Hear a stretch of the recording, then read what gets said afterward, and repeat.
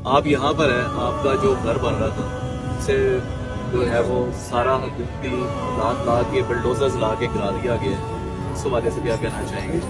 कोई मसला ही नहीं, पहले भी अल्लाह ने बनवा दिया है और उसको भी अभी वही बनवा देंगे। ये तो घर की कोई औकात ही नहीं है। जब बाबा जी फरमाया करते थे, हम कहते हैं फ़इन्ना अबी व वालिदती व इर्दु इर्द मोहम्मद मिन हुजूर, मेरी माँ भी, मेरा बाप भी, मेरे औलाद भी, सब कुछ हुजूर के लिए कुर्बान है।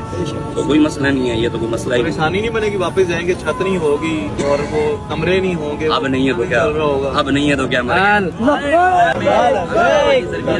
हम रोड पर भी सो लेते हैं, एसी के अंदर भी सो लेते हैं, जो चीज जेल में भी सो लेते हैं, चारपाई के ऊपर भी सो लेते हैं और जनाब नीचे भी सड़क पर भी सो लेते हैं। ये मसला ही नहीं है, कोई मसला नहीं है, बन जाएगा। वो मालिक है। हाँ ये जरूर है, हम किसी और के आगे नहीं, ना हमने कभी और से तवक्को रखी है। हमारी तवक्को अल्लाह और उसके रसूल से है और इससे खूबसूरत होगा इंशाअल्लाह।